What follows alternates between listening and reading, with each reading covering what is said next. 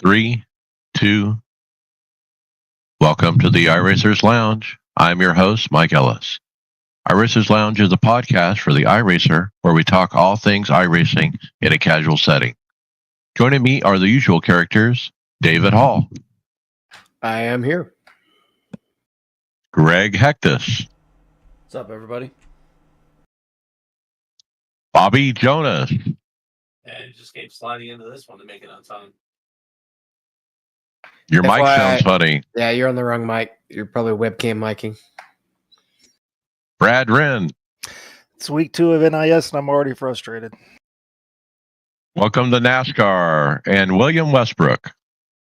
Howdy, howdy, howdy. On today's show, we'll dig into the Season 2 development blog. See if an AI coach will make you faster. A NASCAR 25 console update. Thoughts on updates that iRacing needs? Discuss how much torque do you need from your wheel. See if sim racing is getting too expensive, and will the next great F1 driver come from sim racing? That's right, and remember that you can follow along with us on your PC or your mobile device in real time as you listen to the show and see for yourself all of the great topics and products we'll discuss by visiting iRacersLounge.com. Select the show notes. We hope to see you there.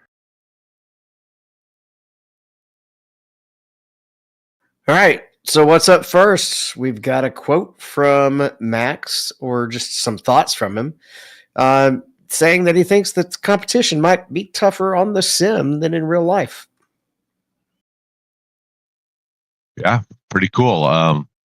Autosport, picked this up. Autosport doesn't cover sim racing, obviously. But the quote specifically, David, is, quote, everyone thinks that that it's just a game and it's fun, easy going.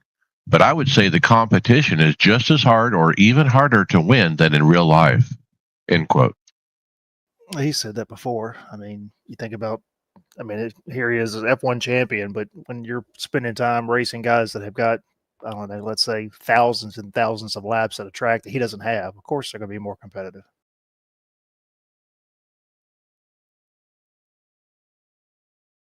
Yeah, I think there might be something to it. Obviously, you said this or something similar before, but sim racing is just so much more accessible just because of the money factor. So obviously you're going to have more opportunities to have some really good competition there. On the other hand, that's the money factor that sometimes makes the difference in the F1, right? Instead of the driver. Right. Lance Stroll, anybody.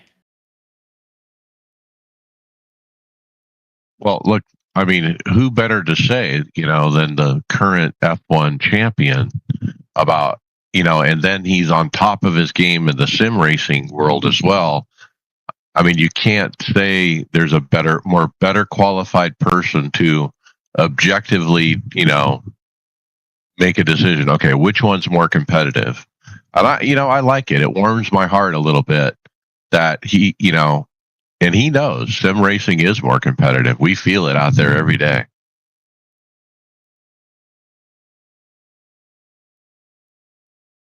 Well, let's keep talking about Max then. What is he thinking about doing here, William, with sim racers? He wants to make them F1 drivers. And, lofty goal, if that's what he wants to do. But we just saw, the series with Sebastian Job out there. So I think it's certainly possible. If you guys are into other sports besides motorsports, this actually came out in The Athletic. And if you have a chance to get one of their cheap subscriptions, I highly recommend it because their writing is always fantastic. It's going to take you a while to read it because they're always long form stories, but I highly recommend them. It was a good read. Good for Max. Let's see him do it. Yeah, it was picked up by the New York Times, actually, so it's open for people to read. And that's great. It is a long, form article, but in summary, he talks about he's, putting together a GT3 team. He's basically going to be relying on his red line teammates to be the drivers. He didn't specifically say who he has his eye on, but yeah, he kind of alluded to that. Well, it's happened at almost every other level, or in every, quite a few of the other sports, motorsports, that is. you got different initiatives. Like you got the NASCAR initiative where they have trying to bring in talent like Raja Caruth. They got him into that pipeline and they ran him with Rev Racing and all that stuff. I could see a team like Max's GT3 team becoming a pipeline for sim racers. Oh, you win this particular series on iRacing, a championship or something. You get a test. You get an opportunity. They'll take the top 5. Maybe the winner gets the ride. Something cool like that. Well, just to mention what William said, I mean the video series on Sebastian Job with the Red Bull, it was really eye opening. I mean, it was interesting to see. He went and tested the Porsche Carrera Cup car, and the expectation from everybody there was, well, this guy's going to be slow. He's going to wreck the car. He's going to do this, and very quickly they were had to pick up their jaws because he was as quick as the guys that were doing it, for real. That tells you how close iRacing is in a lot of things, and also just what repetitions will do for you. All right, because enough of us have done a real car compared to the sim rig. For me, it was just one of those experience things, but it was a late model out on Memphis Motor Speedway, and once I got going, I literally just felt normal. I almost don't. I don't remember feeling the experience of the car or anything because it was just like I was right back in the sim. Yeah, I mean, Max has said, I mean, on the sim, it's 90 to 95%. The only thing you're really missing is the G forces. So that's the only thing we really don't get.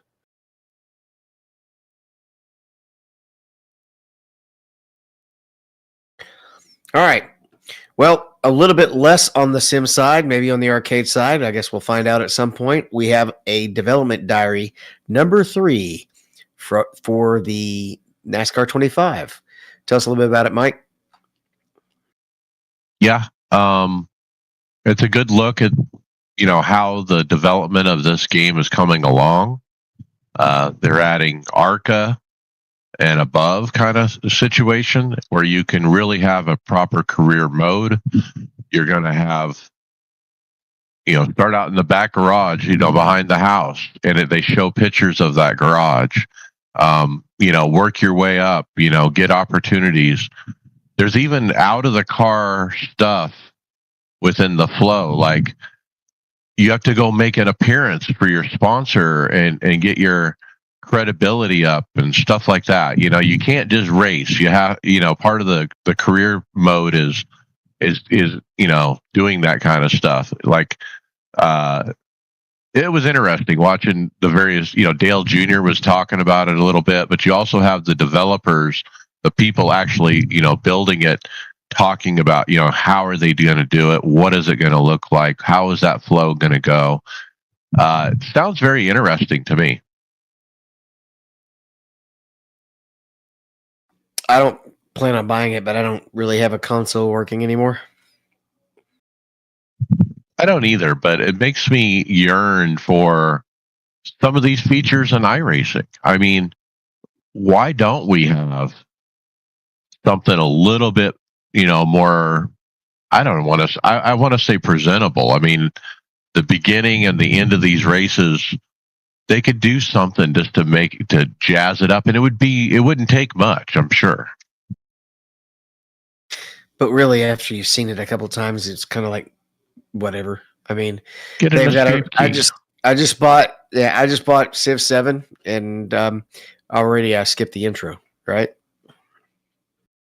But for those guys like Donnie Spiker, man, he wants that trophy room. He wants to see the podium at the end where the guy is shaking his fist.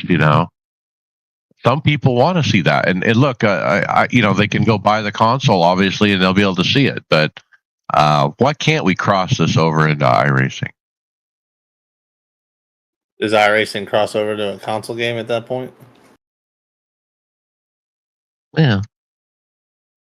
I'm sure it's going to, feel pretty good to drive. It's going to feel like iRacing, you would think. It's going to have the similar physics. If you look at the script further down, I think there's bigger fish to fry. That might be one of the reasons why I would rather them spend time on these other things that we're going to talk about later. So let's keep moving then, David. Well, before we get to some of those things, the next item on the list, Brad, is free sites that you need. Yeah, we got a video from Get Good, so kind of rolls through a bunch of these. Some of these we've touched on before. One of them is the IR Track Walk. I believe it's a subscription based, but allows you to actually go through and kind of walk through the tracks, which is pretty neat. The season summary is good. I did bookmark that. It's a nice way to be able to look back at your season and where you're at. One of the things he says in here would be nice if there was something like that integrated into iRacing. That's one thing I would think a lot of us complain about is trying to find stats is just not very easy in the UI. iRacing reports, iRacing stats, iRacing leagues is mentioned. Then also telemetry. So pretty good. Again, I won't use all of them, but everybody may find something in here that they find helpful. I clicked on this first one, the season summary, Brad, put in my name. A very nice, digestible, presentable way of looking at stats. Imagine if we had this in iRacing. I mean, this was just what we need, some like you can see the downhill slope, because of Daytona for me on iRating and safety rating. But you can also see, how what is my total right off the bat? 10 races, 3 top 5s. Cool, very cool. Yeah, so I'd seen some of these. Like I use iRacing stats constantly just to make sure I'm on pace for wherever IMSA or what I'm racing happens to be at. But some of these are really cool. I had not seen. Like Mike said, season summary was awesome. I can go back and apparently I gained 600 iRating in season 4 last year, which was really cool. I never would have seen that in the UI. And then iTelemetry is also really cool. I'm going to use that on Sunday when I run the one of the enduros. See what that looks like. There's some similar stuff out there. There's some SimHub dashboards that kind of do the same thing, but this one's completely free in browser, so really easy to pop up and use. Yeah, the iTelemetry.app is that one, and I like the look of this just by looking at the screenshot. So yeah, we need to give this a go and report back, William, what you think of it. Yeah, I'm running 6 hour at Le Mans on Sunday, so I'm gonna try it and we'll see how it goes. So there's another one we use called Garage 61 that Grand Speed actually took a look at, I think me and Greg's lap times or maybe Tom's when we ran for the Daytona, and actually found a couple places where we were not quite using all the track essentially. Because it actually would compare the telemetries, and he had to go through and analyze it himself, but he did a nice little coaching session for us. Then you can also do the same thing on VRS. There's another telemetry option we're going to look at later too. So a lot of previews today to tease. Speaking of teasing, the next thing up is the Season 2 development blog. And I glanced over this, and the first thing I noticed is there was nothing about race stewardship. I think that's a bigger project than we're going to get in one season.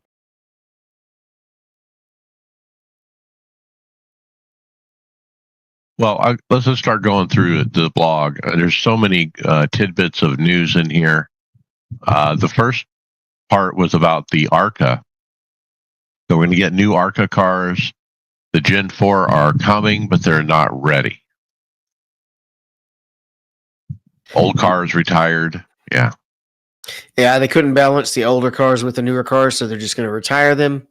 I don't know if that means that they're not even going to go legacy. But if you bought them within the last year, you'll get credit towards the new car. I'm sure they'll go legacy. Yeah, new Legends car getting redone. They are expecting to be able to address the excessive corner speeds in the GTPs, and they also worked on the LMP2 car model. They spent a lot of time on that, and they're expecting to have that out in season 2. In season 3, they plan on updating the hybrid model for the GTPs. Yeah, they added a little cautionary note too about the GTPs that apparently don't get too comfortable where you're at because it might be a little bit of a handful once they put this update out with the new tire model. I don't think he's been watching any of the races when we go That's back. probably true. Especially when we go back green with live cautions. Oh my goodness. One thing I'm excited. Oh, go ahead, Mike. No, you go next. So yeah, one thing I'm excited for, kind of in the stewarding, David, that got a little bit buried, but they're taking a look at the possibility of some full course yellows in road racing. Nothing imminent, is literally just a footnote, but I would love to see that in some of our special events, especially the ones that are 4+ hours to bunch the field back up. But that would Don't forget the really races with NASCAR. that would really require the system to be fixed where it separates the classes and things like that. It's going to take a lot of work. Yeah, I don't think it's imminent, but at least they're paying attention. We need just proper class starts before anything else, in all truth and reality. But to William's point, the fact that Greg alluded to it, that's hope. You know what I mean? That they're gonna. Yeah. It's on the radar. He was talking about that in relation to the new caution system for debris. Was it a debris caution? Is that what it is? Yeah. It's just local informational only. Basically, you don't have to eat it. You can pass during it, right? Yeah, so the debris thing he's talking about is just a local yellow, kind of like we would have for a spin right now. And then he alluded to a more robust system coming sometime in the future. And so was that the yellow flag with the red stuff on it? There were some pictures of some new flags. Yeah. I got one out of the forums. I put it on the chat last night. I think it had red stripes on a yellow background. And I think that's a slippery track, either fluid or some kind of sand, gravel. So that's the debris caution. So you're going to see that up in the corner when there's a debris caution. Yeah. How about Portland International Raceway? Who had this on their bingo card? I didn't. They had mentioned it in the last development blog that it was probably coming. So I'm shocked that it took us this long to get it. But apparently there were some issues. I guess Portland really not wanting to do it. Okay, title idea, David. Title idea, lag flag. Because that's new. Well, you mean you stole my transition because I was going to talk about last night's race. We had a guy running in the pack, blinking like a Christmas tree. So this might just pull him to the pits. So they're actually going to start, if they start detecting poor connections, instead of completely disconnect, just completely waiting until you completely time out, they're just going to park you in the pits until your connection gets better. Can I make a prediction? Somebody will throw a fit and they'll disable it. I think this will be disabled before we get to season 3. Just telling you, people are gonna lose their minds. What about the folks like in Australia? They have poor connection anyway. They're so far away, and all these different things.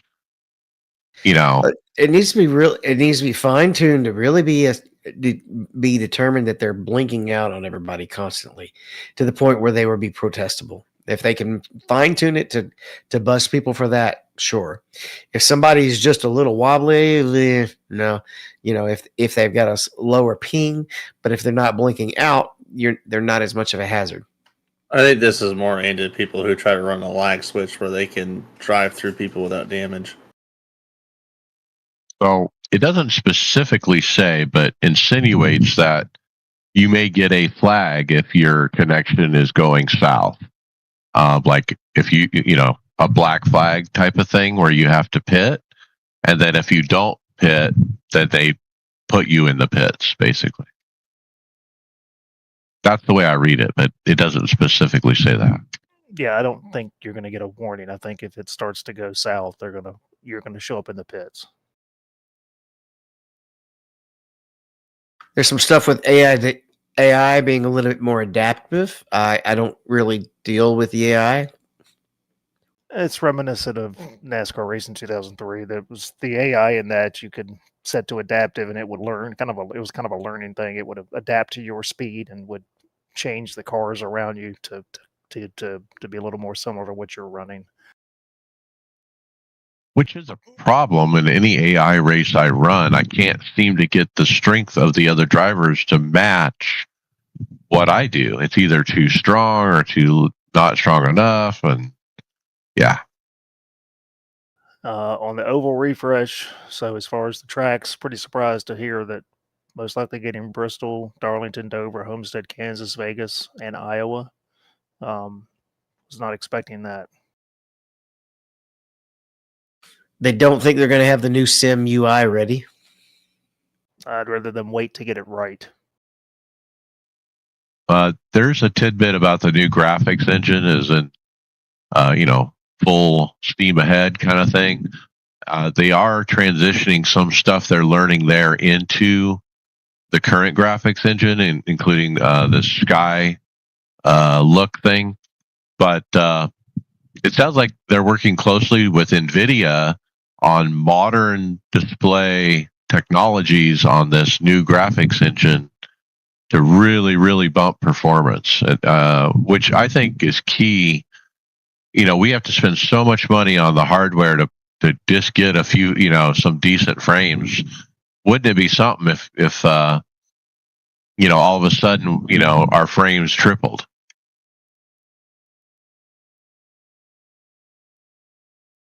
Just because the title has got a different engine or whatever, but yeah. It's been years of just continued optimization, but it's an old engine. On the NASCAR side, Cup cars and IndyCar will get the new version 10 tire model, so that should be interesting.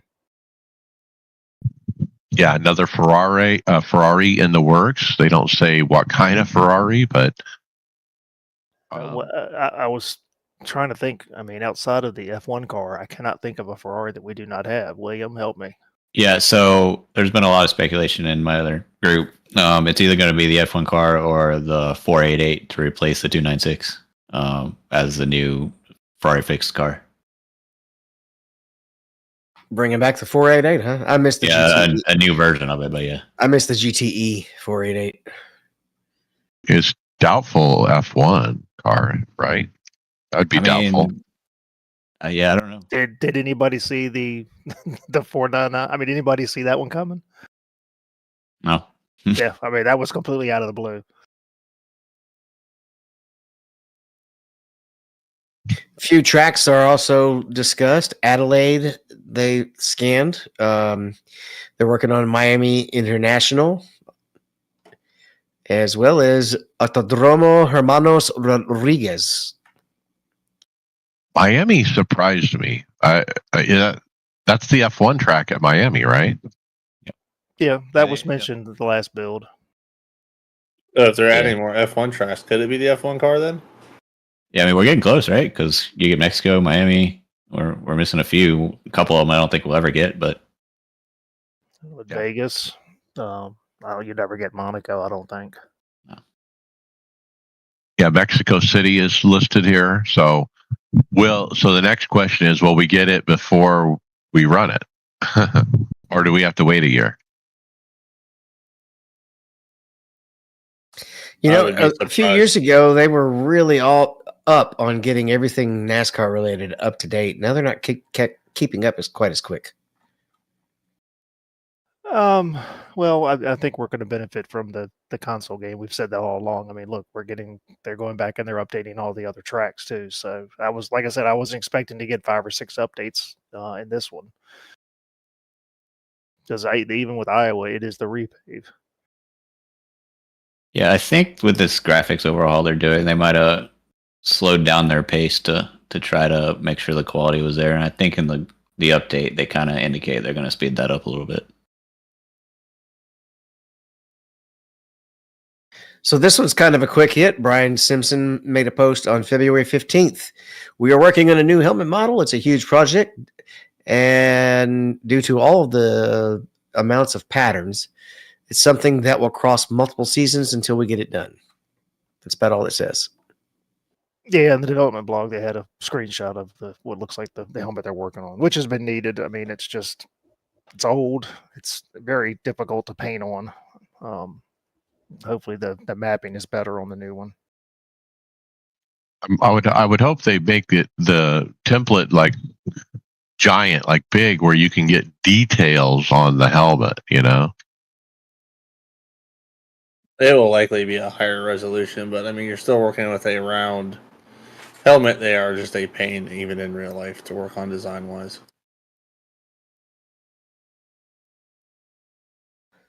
So we talk all the time about sim to reality, but we also have reality to sim coming up a lot now. We've kind of already done that with Max.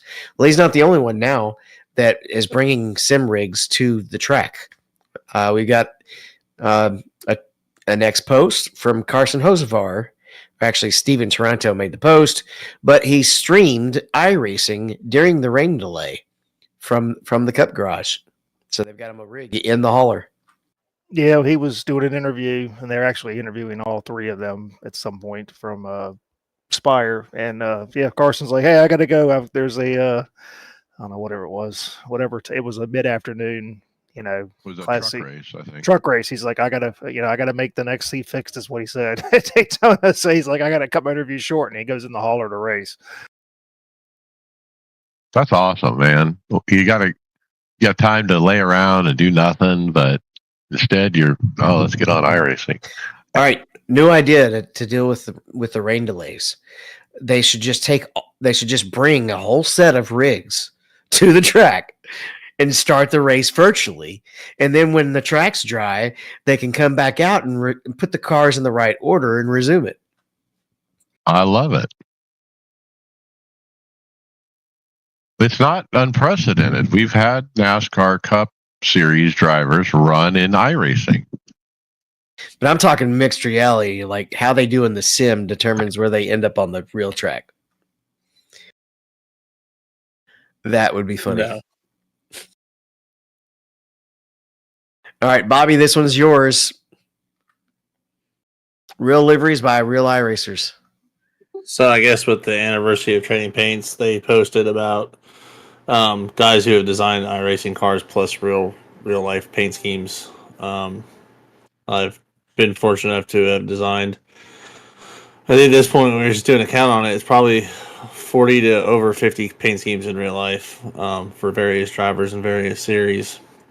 It's pretty cool to see how many guys have actually done it. Some of the names I recognized from having multiple designs at different teams and or working with other people.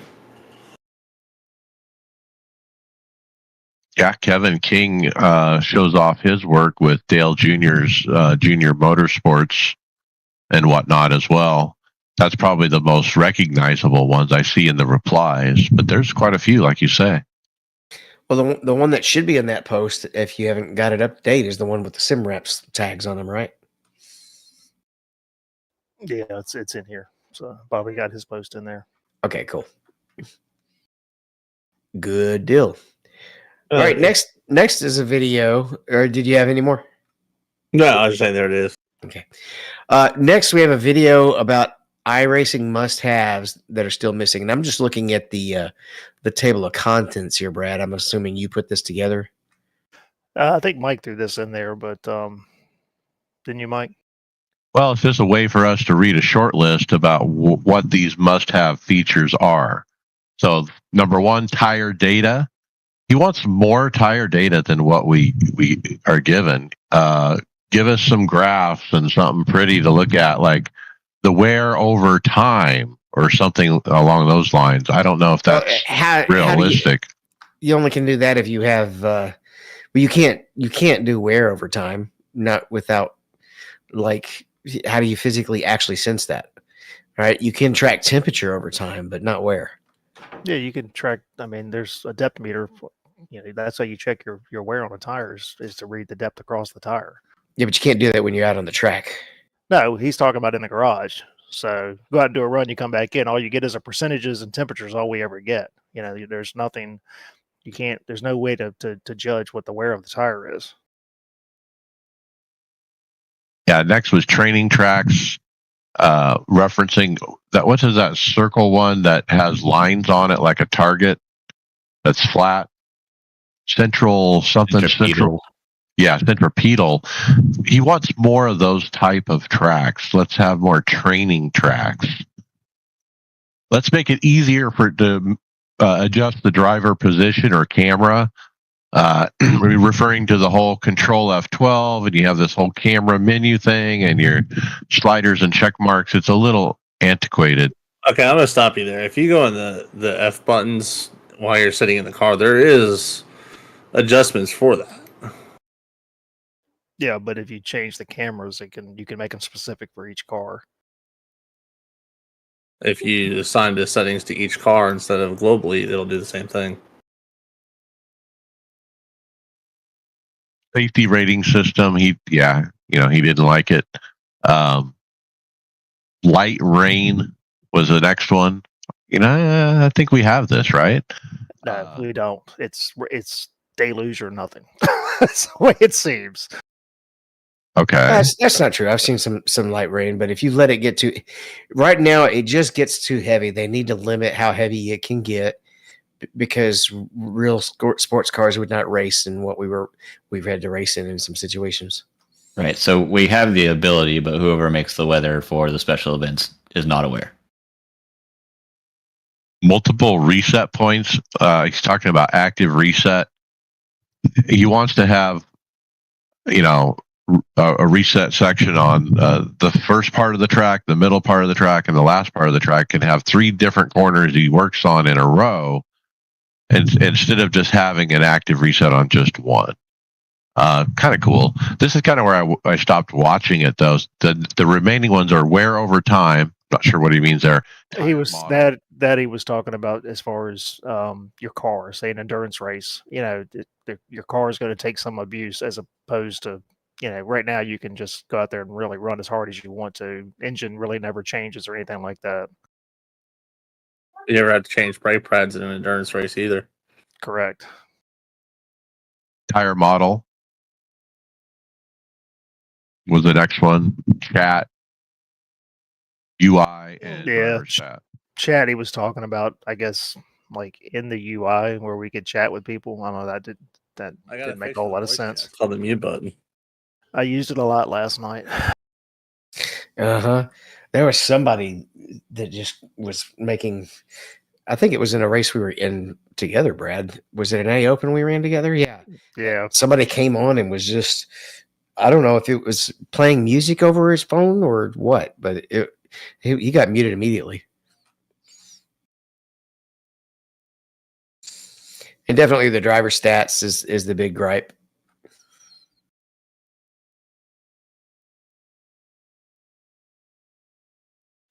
All right, bad boys, what you gonna do? What you gonna do when they make you line up single file? Yeah, so we had a quick hit from here for the NASCAR series. So they're rolling out a new rule adjustment aimed at improving race flow and minimizing excessive caution. So effective immediately, the following update will be added. Consecutive caution restarts single file. If a caution occurs within 2 laps of the start or restart, the subsequent restart will be single file. In the event that the race enters a green-white checkered scenario, all restarts will be double file. So obviously, so we can continue to crash cars. Admins may change the 2-lap threshold during an event with an admin command. This rule aims to reduce early race incidents, keep competition fair, and ensure smoother race operations throughout the season. Save them from themselves. Are we surprised? Probably not. No. Is it going to work? Probably not. Probably not. I'm actually not a big fan of this. I mean, the only way to kind of really control it is have guys wreck out. Eventually, they'll get tired of it. That, or, I mean, there's a penalty system in place with penalty points, is there not? I mean, you think crashing your car out consistently when you have a fairly substantial cash prize on the line would eventually work. Look, on the other hand, when you market this series as the 4th series of NASCAR, it should conform to the same type of rules that the Cup Series runs. If they're double file restarts every time, the Coke Series should be double file restarts every time. It's the best in the world, isn't it? Aren't they the best sim racers in the world? Supposedly. So that's I kind of have a problem with it that way when you look at it that way.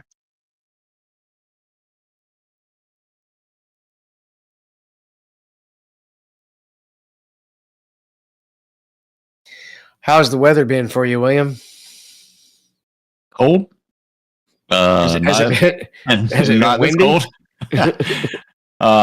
So I'm not really sure who put this on here, but yeah, apparently up on Mount Washington, I saw some stuff on social media about this. They had sustained like 120 mile an hour winds for a while. That's pretty crazy. At Mount Washington. So my thought was, wait, with a new Tempest weather system in iRacing, No. can I go on Mount Washington and race in this wind? No? I don't try it and report back. We'll see. What is the highest wind setting? I was seriously, I had this in my inbox and I was going to remind me to go try it, but I forgot. Here, I've got I the will URL. report back after we. I'm pulling it up unless you want to. I'll go in and see what the wind is. Yeah, we'll pull it up and we'll report here in a little bit. So it gives you 4 options: calm, light, moderate, and strong. And I don't know what that equates to. I mean, I'm trying to think. What's the strongest what have we seen? Probably what 20? 50 mile an hour. I I'm said not it is saying- strong. I'm not saying you set it to strong. I thought it follows the actual weather patterns, doesn't it? No, No, that's the case. It doesn't We'd go have act- it doesn't go we'd have act- snow. Weather.com. What would it feel like to drive, the Subaru up Mount Washington with the wind howling at 127 mile an hour? Could you hold it on the road? Unpleasant. It sounds fun, actually.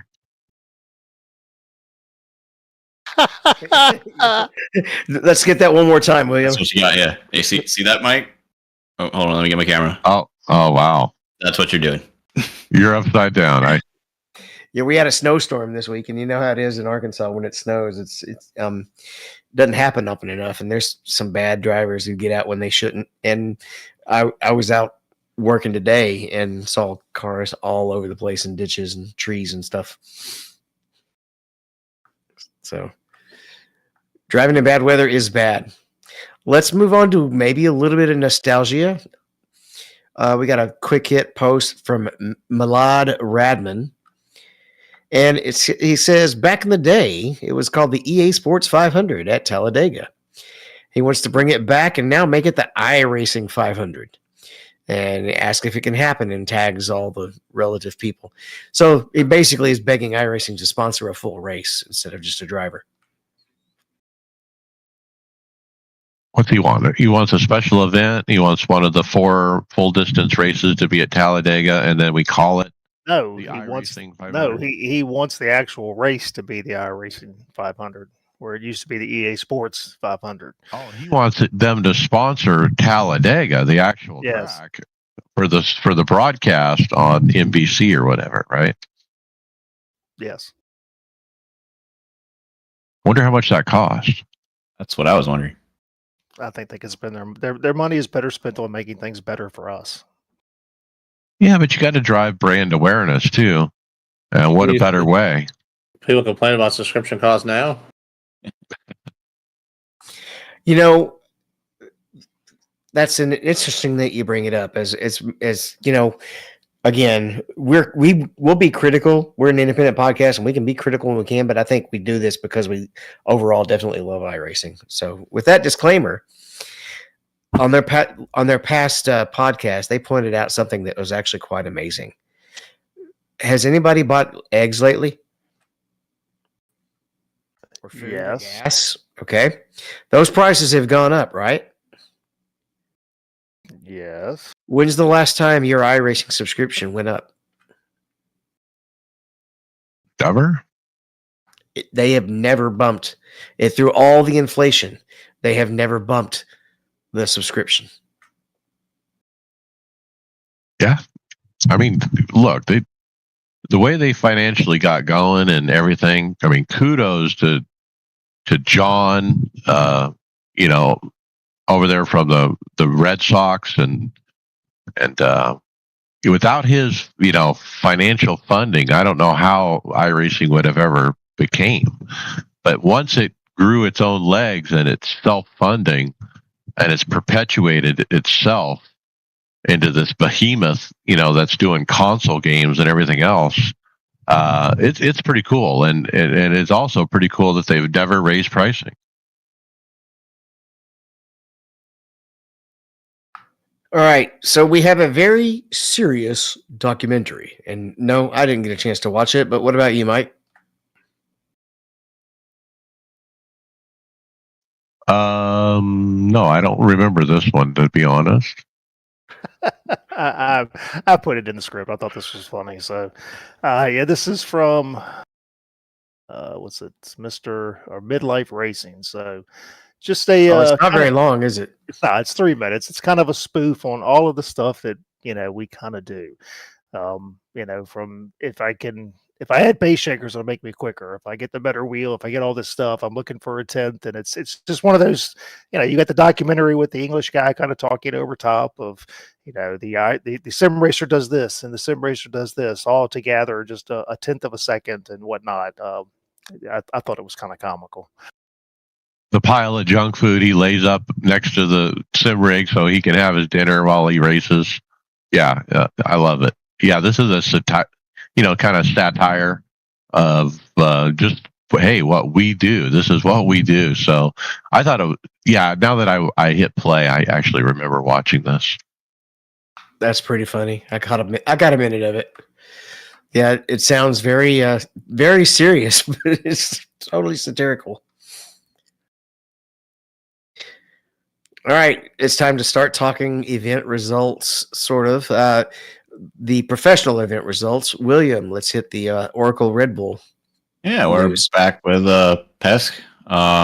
They swept both the sprint race and the full length race of the one at Spa last weekend. Pretty good racing. I mean, nothing extraordinary happened. Just what you usually expect from Pesk there. The All-Star race before that was pretty good. Poor Tony Kanaan, who I don't know if we got it on the script, but he had some news today. Got taken out early. Principal. Yep. Wow. Yeah. Does that mean Zach Brown is gone? No, it's just for IndyCar. Oh.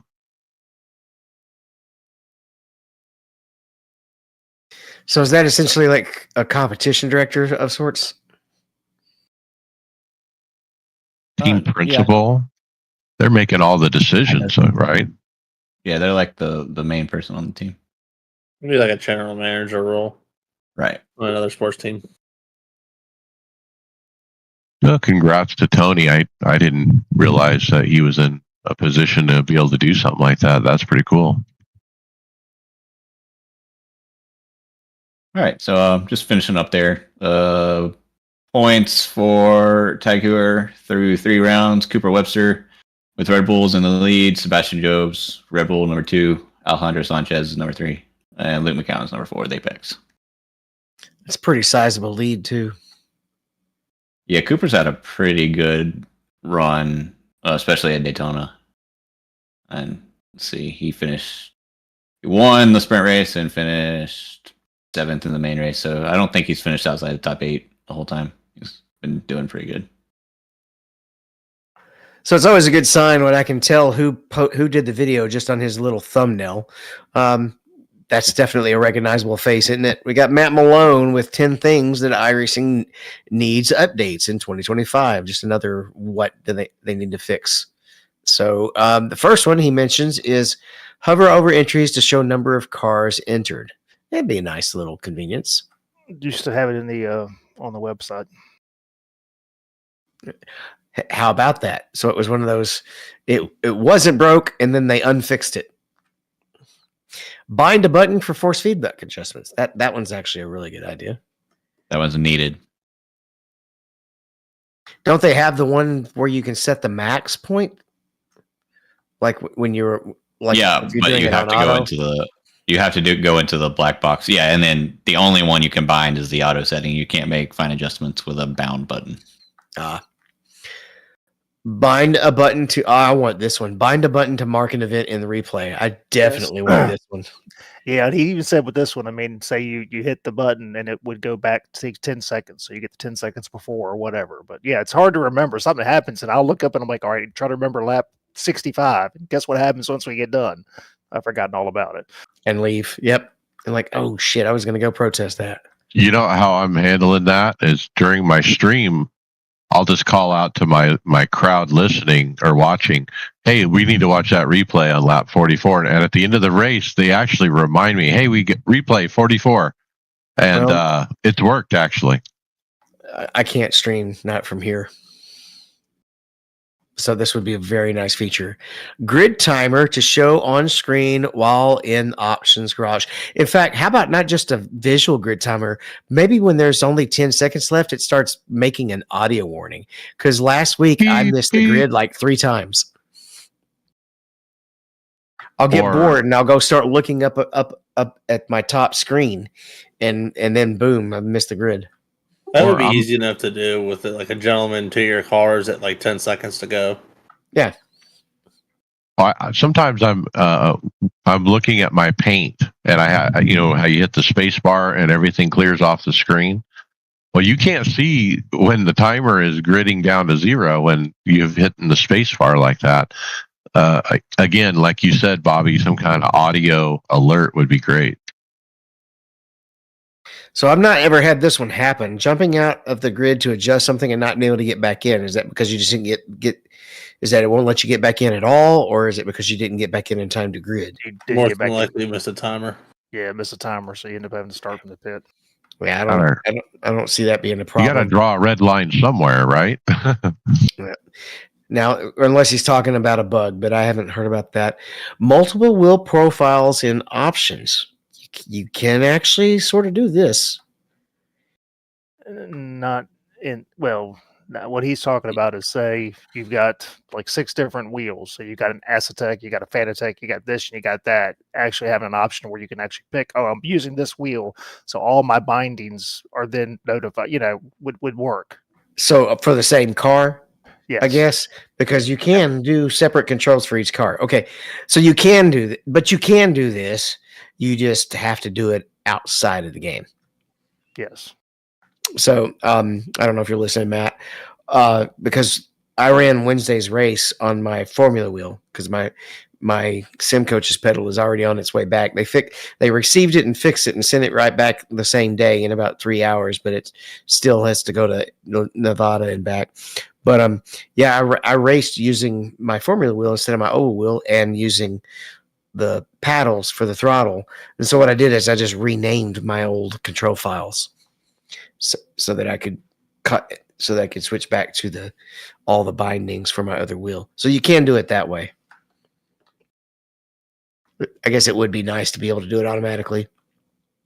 Choose which notifications after leaving a server. Yeah, you jump out of the race and you end up with, if you were in a practice before the race, you get the practice notification, you got the race notification, and then you got all this, is there some way to, I don't want to see those or whatnot. Good idea. They stack up too. If you get lazy, then you can't even see the grid of what's to race anymore. They actually go if you have iRacing open on multiple computers, they stack up on multiple computers as well. Because I use my rig just for racing, but when I'll hop in and do design work, and I'll have it open, and it'll be stacked, 10 deep up on the screen. Multi-class racing results in UI to show the gap between the same class cars.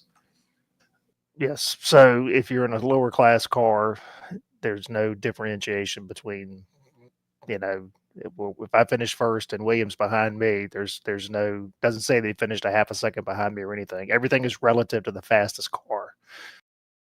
And so you end up just showing a bunch of laps down. Right. Correct. Instead of seeing how close you are to each other. What about when you choose only your class Doesn't matter. in the results? Yeah. Well, it's not like GT3s matter anyway.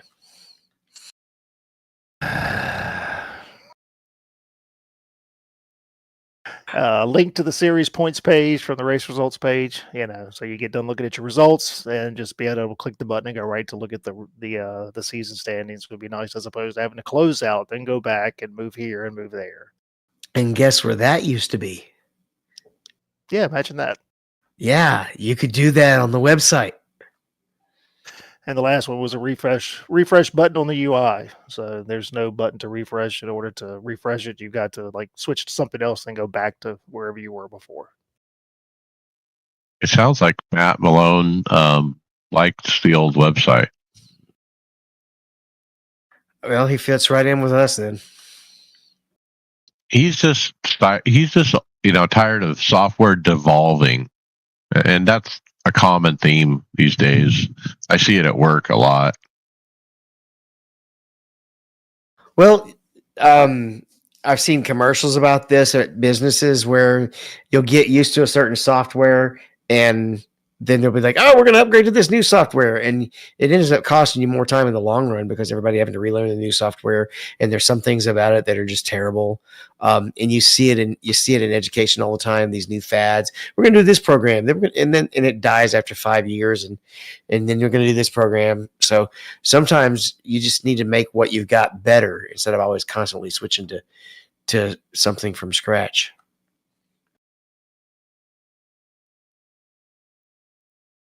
All right.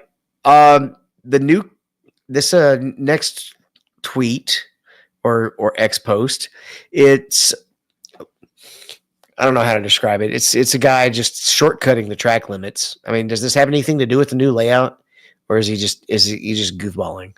I think he's goofballing. It says new COTA layout bangs, but Okay, so NASCAR is doing a different layout at COTA this year. So he's basically, and I am going to take this opportunity to discuss what layout is it? Are we going to have it in iRacing, and are we going to like it? Yes, we have it. It's the West layout.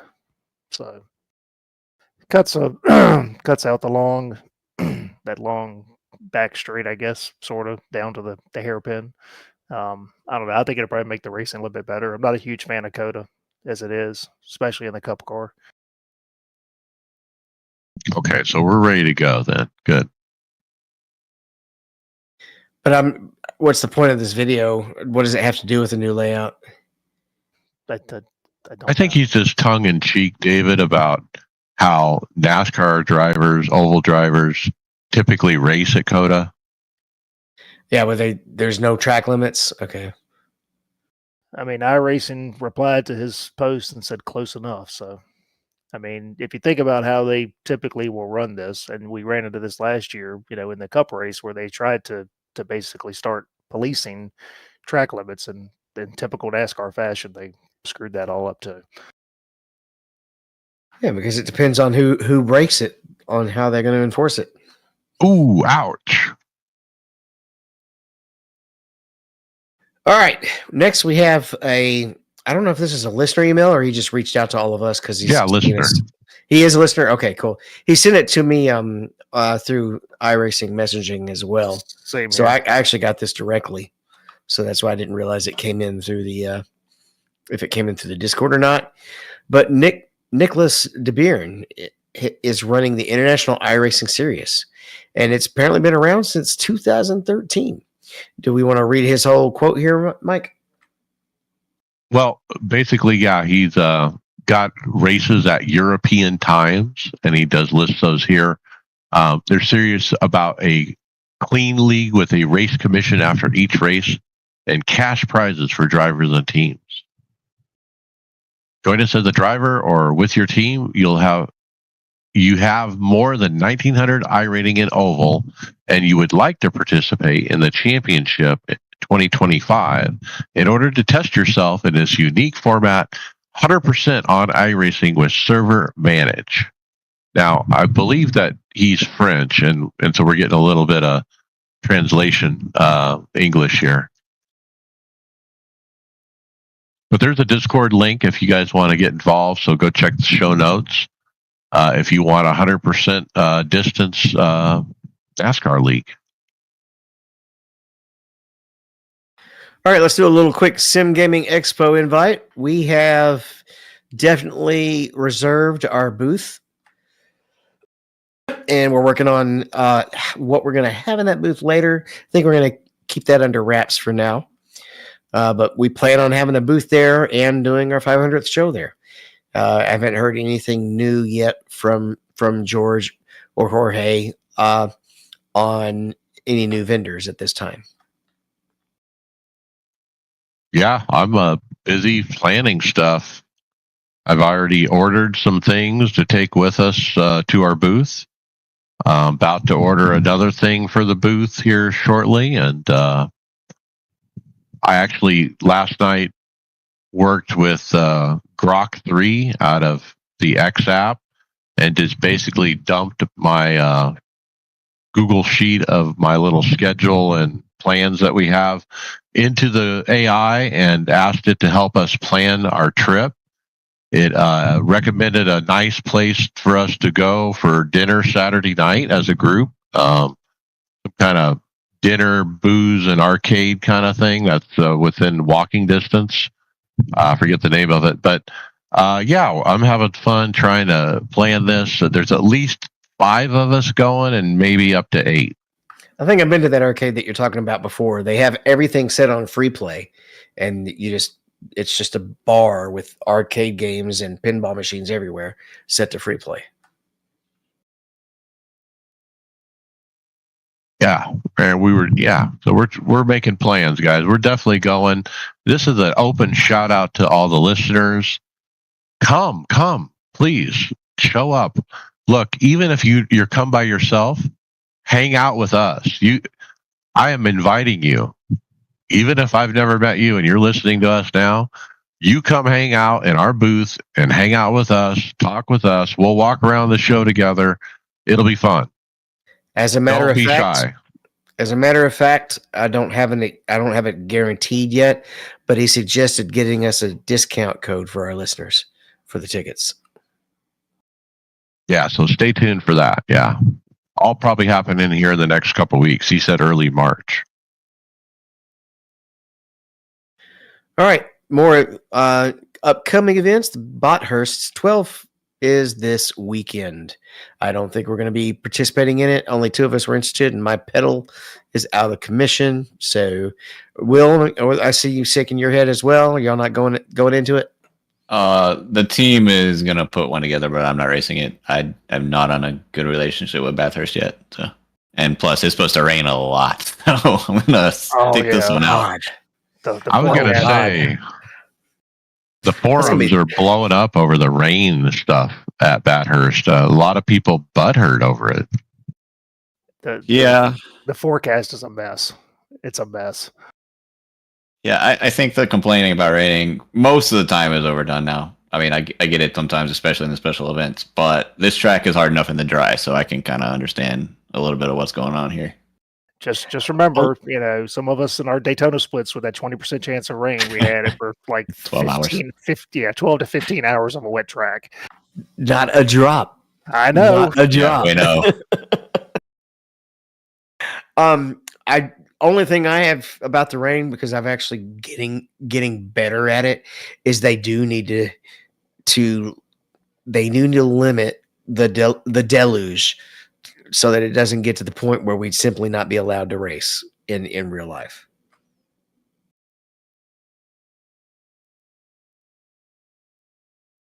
What else do we got this week, Brad?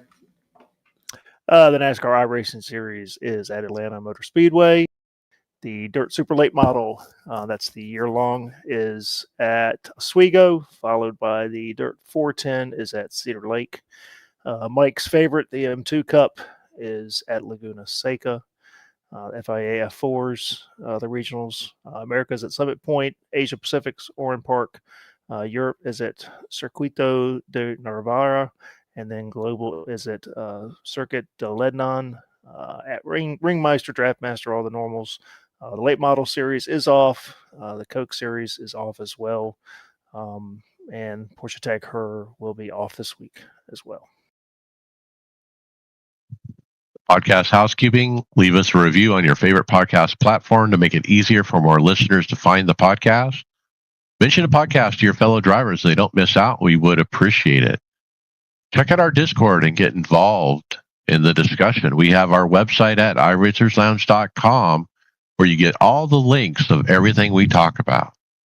We're at regular rotation at Performance Motorsports Network.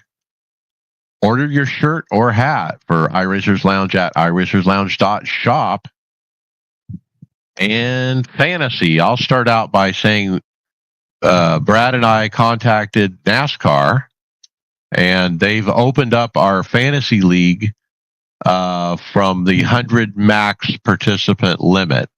As far as I know, it's an open limit now, so we can have hundreds and hundreds of people. So if you missed out getting involved in fantasy, jump in. Get in on week 2 and do it with us, because I want to see what happens when we get more than 100 people. So how'd you guys do in the fantasy? Horrible, as usual. I was doing great until Recky Stenhouse showed up. Then it is, yeah. That's a given. So after week 1, we've got Boats and Hose in the lead with 190 points, followed by Team Duan. Third is Tanned 87, fourth Res Dog, fifth G.I. Jojo. G.I. Jojo, sorry, a little small. Don't have my glasses on. So shout out to Bobby, sitting in 9th right now. So got Atlanta this coming week, second draft track in a row. Who do we pick? Remember, this was the closest finish in NASCAR history last year. We picked Custer's spotter. I think that was proven not to be accurate. Oh. It was still funny. Look, it's Denny called him out. Denny, you heard his frustration on his podcast, Actions Detrimental. He started out this upset, with how the racing has devolved into the product that it currently is, and how it needs to be changed. And then you hear Dale Jr. on his podcast. This fuel mileage bullshit is bullshit. We got to fix it. You can't run around where the leader's going 65% throttle and everyone stays behind him. Well, NASCAR got what they wanted. I saw a tweet earlier today. It's most green flag passes in the Daytona 500, most lead changes in the Daytona 500.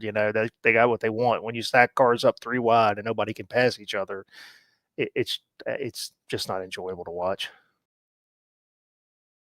And the rain delay just made it that much harder. It was a long day of waiting for racing. Well, so it looks like the season's going to start out just like last year did. If you're in a drought, hold a race.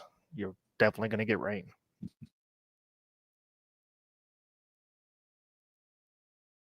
Atlanta, who do we think? Anybody? Penske. Yeah. We were talking in Discord last night. The real track is aging, and it's. I think the racing's probably going to get better. And I think Bobby, what was it you just said? We'll never get it until 6-7 years from now when they rescan it. Well, that's the problem in real life. Tracks age faster than what iRacing could honestly scan them. I mean, I don't expect them to scan the tracks every year. Daytona is a good example. It's a lot rougher in person than what the iRacing scan is, and we get to the summer race. It's a handling track. It's not just don't throw tires at it the whole time. You're going to need tires. Well, I got slurned this week, if that's a verb. We thought that Kentucky was about to redo their track and make a restrictor plate, but it turned out to be not true. It's Kansas. Kansas. Yeah, Kansas Dega was what I was thinking. It's the problem with spoof accounts on X. They make things to where you look at it really quick. Because I did the same thing. I looked at it, I was like, no. Then I started looking. I was like, wait a second. This is the Daily Down Fords, not the Daily Downforce. Nice. Down Ford. Yeah, I should know it's broken with the name Ford in it. If it ain't broke, don't fix it, man. That would be the worst decision. It was already bad enough with Atlanta, but that was before the next gen car it actually made mile and a half great again. I think though Atlanta, give it 2-3 years with the winners they get. I think it's going to be a pretty good track. It's not going to be draft to the point where we know it as now. It'll be a little more separated. Yeah, I mean they're already lifting quite a bit compared to what we're doing.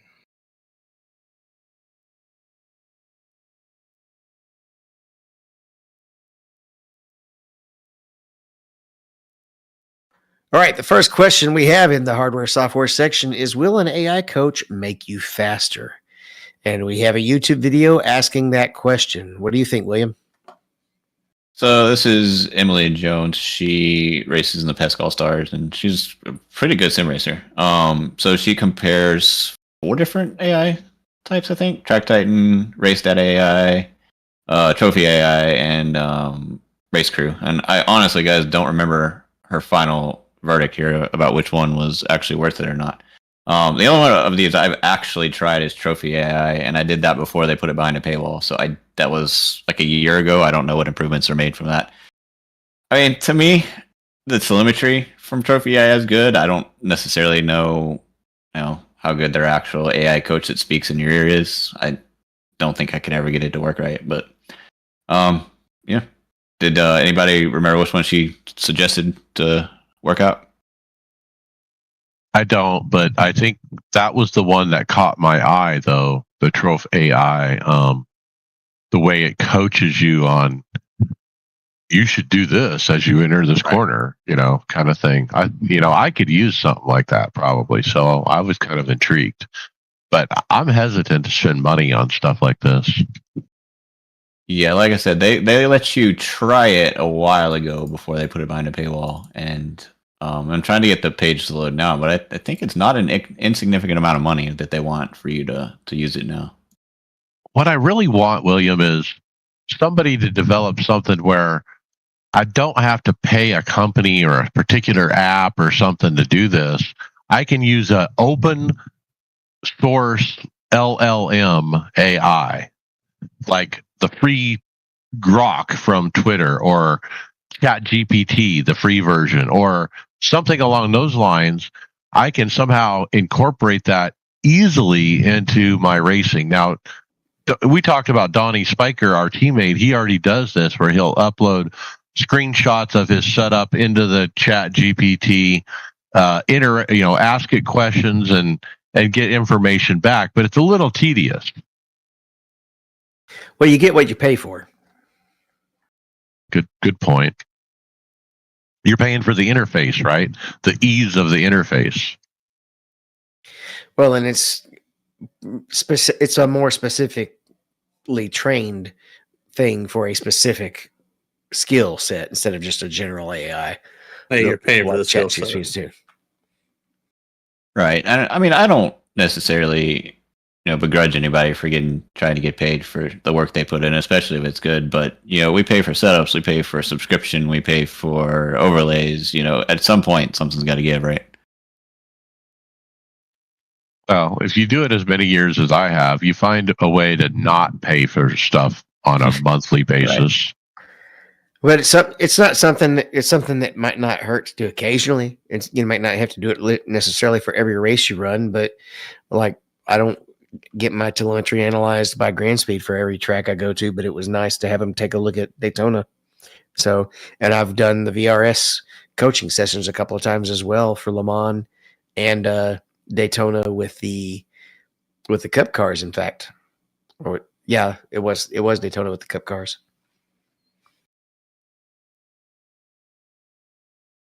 So, but there's some other options.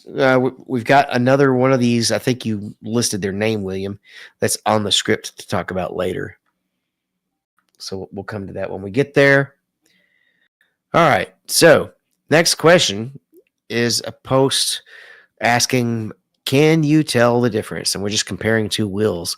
I guess one is a real racing wheel and one is a sim racing wheel. Is that the right guess? Yeah. So this is the not replica, because it's the actual wheel for the Ford Mustang GT3. Yeah, this is the one done by what is it, Bavarian? No, VPG.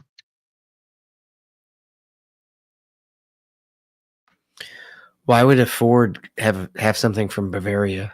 That's just horribly ironic. I got an American car with a German wheel.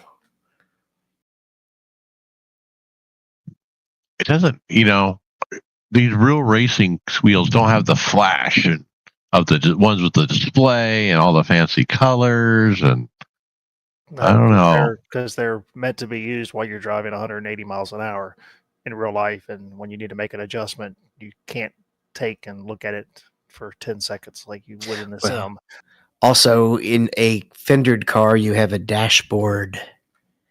That's not in real life too. They become disposable because in a wreck, they will probably get destroyed at some point. I'm just saying, there's a unique style to this. There's the real racing wheel style, and then they have this, I would call it sim racing wheel style with display.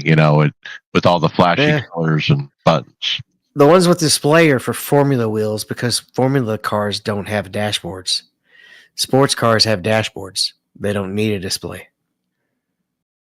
But this wheel is, I believe, the one that they use for the Ford Mustang. I believe it's basically the same wheel that the Porsche uses as well. They're very similar. So, but no, I just think it's really neat. I mean, you look at it, you can see the one on the left is the actual car. The one on the right is the sim wheel, but it's made same CAD design drawings, whatever. That it's it's 100%. It's full carbon fiber. So for me, the one thing that's unique is it's light. So when you're putting a light wheel on your base, you're getting even more feedback, from your base as opposed to a heavy wheel. The real question is, though, can you lift weights with it? We looked at that last week, I believe. Was it this wheel that she was doing it with? Yes. Okay. There we go.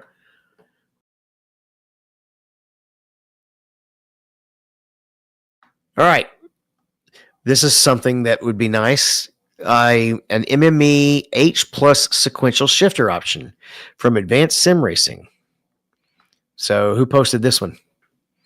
Dude, I liked it until I saw the price for it. Yeah, that's the issue. Holy moly. What are you, $950? Oh my God. That's not worth $950. And look, if that was $400, maybe even $500, I would be okay. But the $950? You smoking crack, boy. Thailandia. Look, it looks like a nice shifter. MME, H and sequential. It's got a knob on the side. It shows the internals. It looks small footprint. But no, it ain't worth $950. No way. Okay, so we'll wait and see when it gets a review. How much was that one that Joe bought? Well, that's bazooka? the bazooka. It looks like a piece of art. That actually looks like it's worth $1,200. This does not look like it's worth $950. I'd buy the bazooka.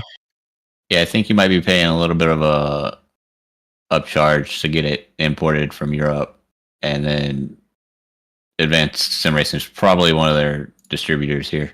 Now, look, nothing against Advanced Sim Racing. They're my rig, but their gear is always that is not their gear is always just slightly higher than everywhere else. If you buy the shifter directly, you're going to pay €450 plus whatever tax. Oh, okay. There we go. Why is it double from Advanced? They got to do better than that. Well, you got to convert from euros and then pay the tax. So it's not. You're not going to save that much. And shipping. And the Canadian dollar. They're in Canada. It's all Greg's fault.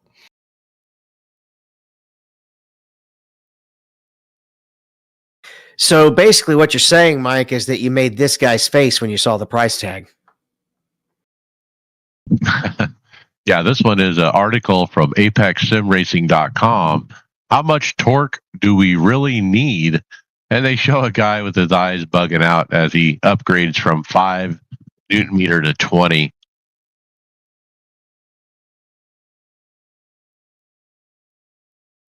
It's a pretty good article, I thought. If you're somebody who's looking to move from an entry wheel into a direct drive wheel, it's I think it's a good article. Entry level direct drive wheels can be somewhere between 3 to 10 Newton meters. Good step up from a gear or a belt drive. Mid tier 12 to 15, high end 16 to 20, then pro level 20 to 21 Newton meters. That's still debate if anybody really needs 21 Newton meters. Unless the more headroom you've got, in theory, the better detail you have from the game. But you don't need your arms ripped off either. Right. And then he also groups those strengths that you just called out into casual racers or serious sim racers, then hardcore crowd, and then at the top professional level. So maybe if you're trying to pigeonhole yourself into one of those groups, you might look. I got a question on what the chat today during a race. Which wheelbase should I get? It was a new guy that was getting into into iRacing the first time, and I told him, the sweet spot is somewhere around 12 for most people. But if you're gung ho, you might want to get more. And I tell him what I got. I got 25. I'm never going to buy another wheelbase again. I buy once, cry once. Now, when I'm driving it, particularly the GTP, I have the force feedback up really high, but mostly because that keeps me from oversteering. You can actually change the handling of the car based on how high or low you make that force feedback. Ask yourself, can your rig handle it? Do you have a place to mount it without flex?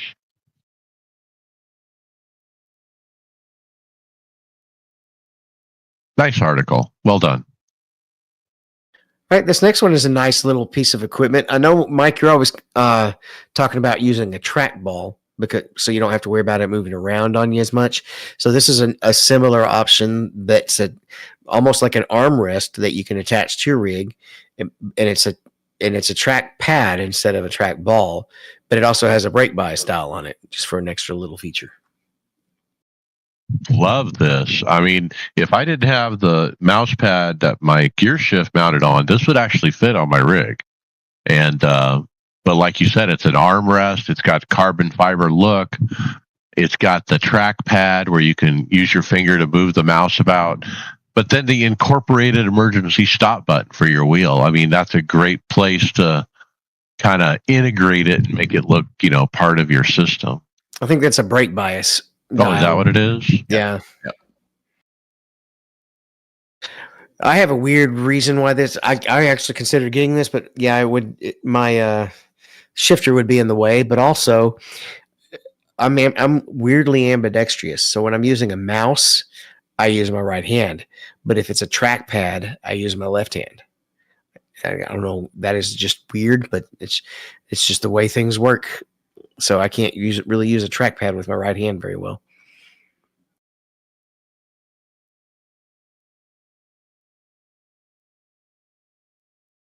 What do we got next? Sim racing is getting more expensive, except for iRacing's subscription fee. Well, this is a political post referring to Trump's tariff plans as we transition away from income taxes into a tariff tax system in the United States. And so it brings up a good point. Most equipment that we're getting is sourced from Europe and Asia. So are we going to be paying more under President Trump's tenure for sim racing hardware? Well, he ultimately can't pass taxes. I don't know, in tariffs. So I don't know, but no, he can. He can impose tariffs. I mean, there's stuff that I buy. I pay steel tariff on stuff continually and have been for years, even pre-Trump. It's just what it is. But this is, like Mike said, this is talking about stuff coming to import with tariffs and stuff like that. And I think he makes the claim that Next Level Racing or something is not even selling stuff in the U.S. or something right now. Well, yeah. I mean, I don't mean to say anything, but I think 2 months ago they just had no supply to sell anything. They shut their website down because they had no supply. So I don't think I would blame that completely on the tariffs.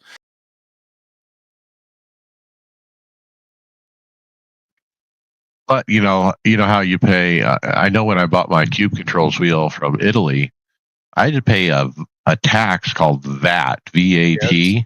Yes. So it's going to be something like that. You know, you're going to buy something, you're going to have to pay a VAT. Yeah, that's used in Europe, so that's part of the um, whatever it's called that Britain left. I can't think of the word right now.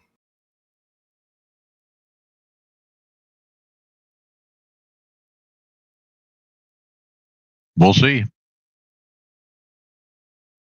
All right, back to iRacing news.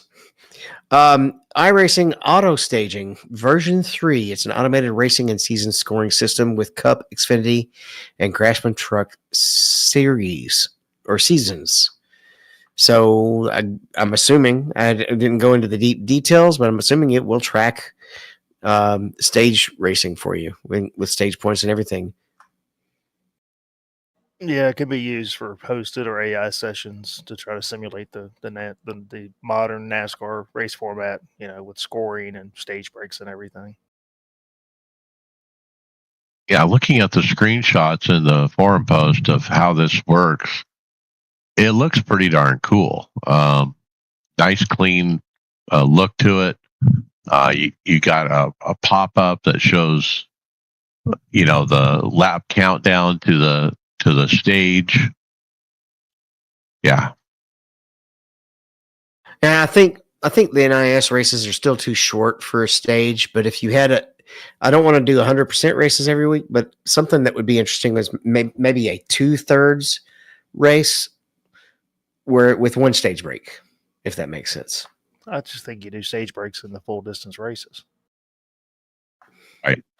I like that. So in full distance, we mimic what the Cup Series does with 3 stages.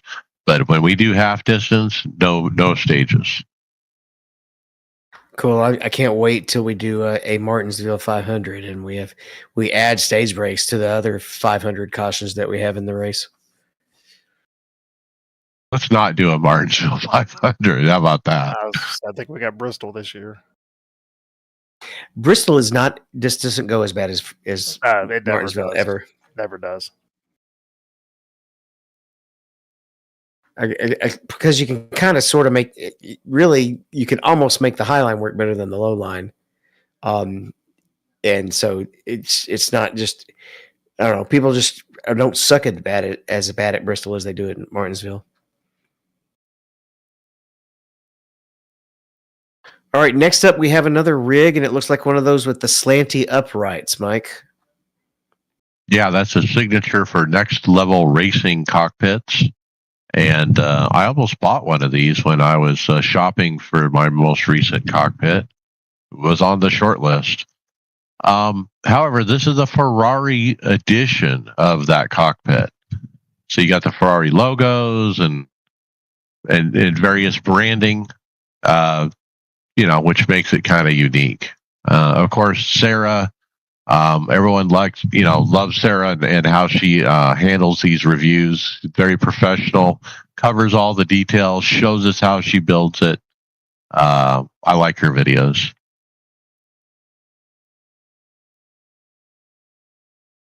I don't know. $1,200 is a lot for the rig that I'm just not sold on. Honestly, I saw Flex in a review video on the wheelbase on this rig, and that's what scared me away from it. It wasn't much, but there was a little bit there. I just think you're sacrificing a little bit with those tilted uprights. With rigidity? Mm-hmm. Could be. Unless you add another connection to make it an actual triangle. Triangles are the strongest structure, but that's not a complete triangle. So I don't know. Well, but go ahead. Well, your rig, David, and mine, we have the same one. The uprights go straight up, but then you have this crossbar for the shifter, right? That also is stabilized in the whole thing. Yeah, so is mine. Same way. Yeah. And additionally, mine I added an extra shelving to mine to hold my butt kicker amplifier and stuff. So it's got even more custom stuff on it. All right. Apparently, there's some news going on about some changes at Sim Magic, Brad. So what do you know about this? Yeah, so we ended up with a post last week, kind of out of the blue, on the Sim Magic Facebook page from Tyler Wang, just trying to do some clarification regarding his role and the future direction with the company. And then he posted a video, so he's leaving the company. Apparently, some directions that I guess they just couldn't come to an agreement on. He does says, I want to emphasize that my contributions to the business and industry are not defined by a single announcement or decision over the past 5 years. I've worked tirelessly alongside the team to grow Sim Magic, establish strong partnerships, and build a reputation we can all be proud of.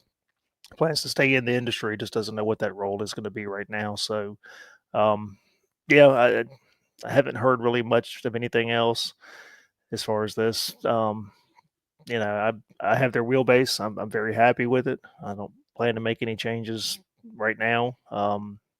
They have really grown quite a bit in the last few years. So yeah, we'll see. I mean, every company goes through changes in management and whatnot. So hopefully they come out okay on this. Now, we saw the Fanatec CEO get forced out of his company. Is this the same scenario where Tyler, the CEO of Sim Magic, is being forced out? I don't know. I don't think so. He alludes, that there's just, I guess, some differences in direction of however the company wants to go that they can't see eye to eye. So it just happens. I mean, when you're in a partnership, unfortunately, at times partners decide they want to do things differently, and you can no longer agree. Now, should this change anyone's outlook on buying Sim Magic product, or? I don't think so. Apparently, I guess there's been some direct, the last interview he did where they talked about the active pedal, and I think he made some statements about their wheelbases, and I guess there was some allusion to maybe changing that, but I don't think they are. He talked quite a bit about the active pedal that they've got, which I think is pretty straightforward. But I mean, everything I've read seems to be okay. I mean, I would have no issue buying a wheelbase from them tomorrow.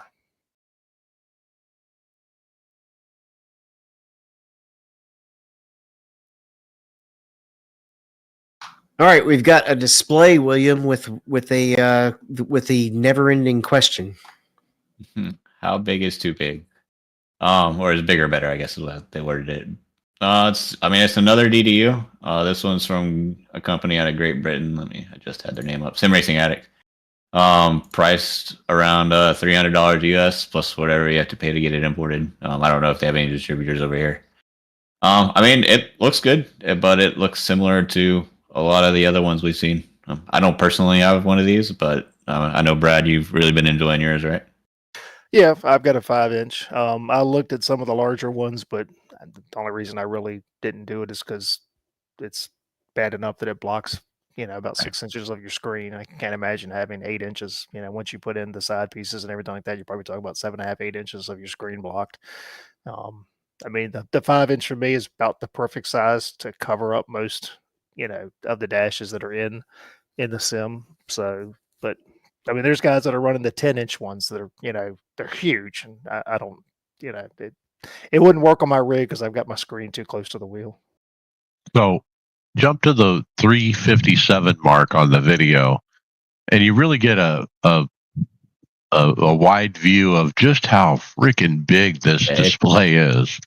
I personally could not imagine having that in front of me, blocking that much of my screen. Exactly. The screen is good.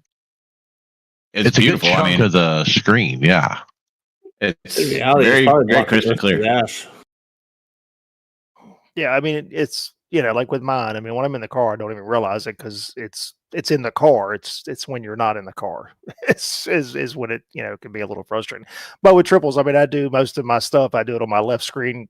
Primarily if I'm doing anything while I'm at the rig, it's on the left screen, so I never even look back at the center screen. Look, if this thing was 2/3 smaller than it is, I'd be okay with it. I don't think it needs to be this big. It blocks too much view. It'd be a 5-inch screen then. So yeah, it's 6.8 inch, I believe. And so the way I do it is I have an Android A51 5G, regular size smartphone, 6.1 inch screen, but it's only as wide as a smartphone, and so it's very low profile. I mean, and it shows me everything I need to see. I don't have the fancy rev lights on the top and sides, but other than that, it suits the purpose.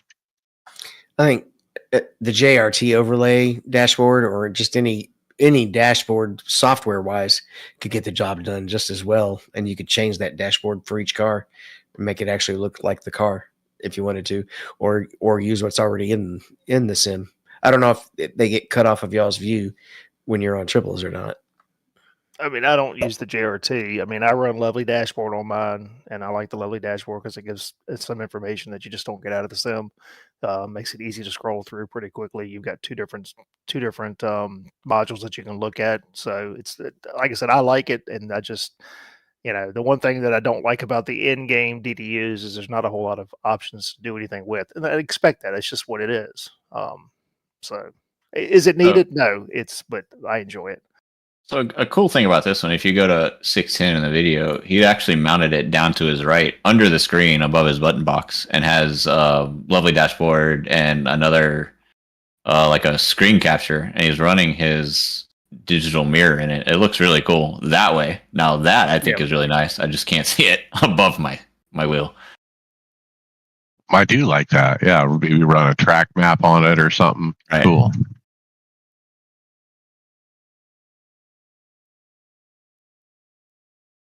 All right, let's talk about a new partnership, Brad. Yeah, this came out, I think, in the last week. Just saw a quick hit from SimSport Gadget. We talked about them quite a bit.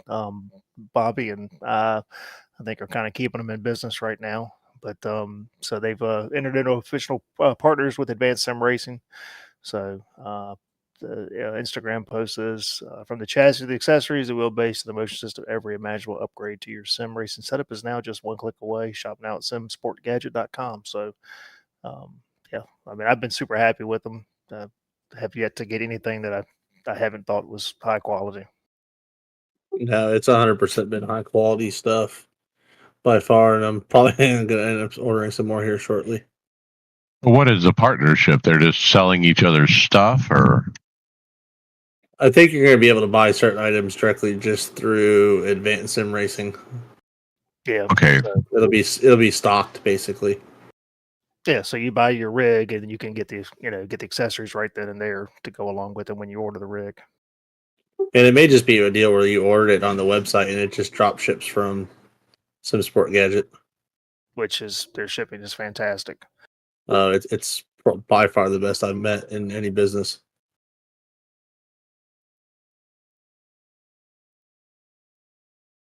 All right, Mike, is Cooler Master a rig company that's teaming up with SimiCube? Is that what I'm reading on this next one? Yeah, Cooler Master, for me, they make coolers for PC chips, but they do sell a cockpit now, and now they have a collaboration or a partnership with SimiCube, and they show off a SimiCube 2 Pro with a Cooler Master logo emblazoned on the back part of it. It just says a Cooler Master X SimiCube 2 Pro co-brand direct drive wheelbase allows the highest end feedback on the racetrack, integrated with Cooler Master's DyneX Racing Simulator. So I guess the idea is you buy the cockpit from Cooler Master, you can order the wheel at the same time, and they just put a sticker on it that, yeah, something like that.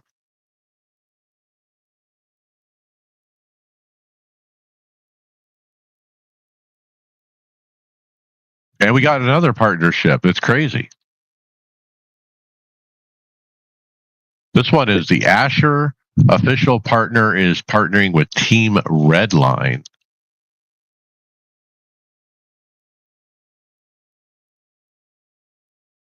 And no real details besides they're just collaborating. So I don't know. What does this mean? The Team Redline guys get maybe free or discounted, products from Asher Racing, maybe as a Yes. So sponsorship or something. it's basically a classic sponsorship.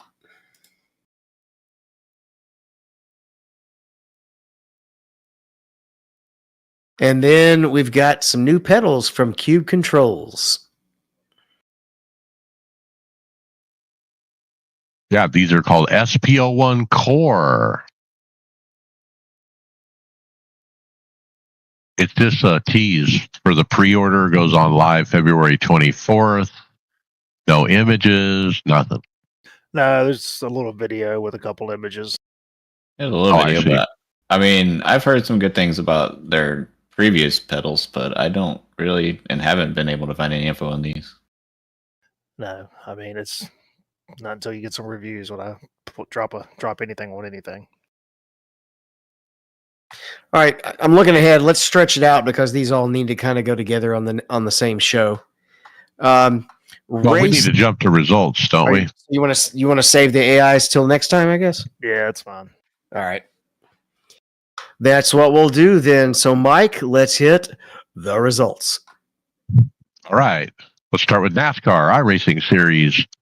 Daytona, Thursday fixed. Tony Rochette, wee in the wall. Round 3 of 6 of week of Daytona. Started third, just minding my own business when a couple cars up front hug and spin and collect me at the end of my day. And in my day with a too much damage, can't continue. Honestly, think fixed drafty track is a bit harder than open for the simple fact everyone is running the same set. Friday open, I ran. I was disqualified before the end of the race. I kept getting wrecked over and over and over and over. David spun into the wall, pitting. Yeah, this was a theme. Just about almost every race, I had the same problem. Wednesday, even though it didn't cause damage, but this time it caused damage, and so done. Are you trying too hard, or is there a pedal problem, or just getting on the brakes too hard? Didn't have them rolled back or rolled forward far enough, so I locked the rear brakes up and spun out. All right, Greg Hectus wrecked out. Tyler Williamson, P9. After battling several computer issues, I had help from above with B Max spotting for me. Kept it clean for the most part and just capitalized on the restarts. Happy with a top 10 at the 500. Saturday fixed NIS, Tony Rochette, P18. Round 5 of 6 of Daytona week. Started mid-pack. Had some dumbass lap cars maybe lose a draft by side drafting. Just never could make it back to the front.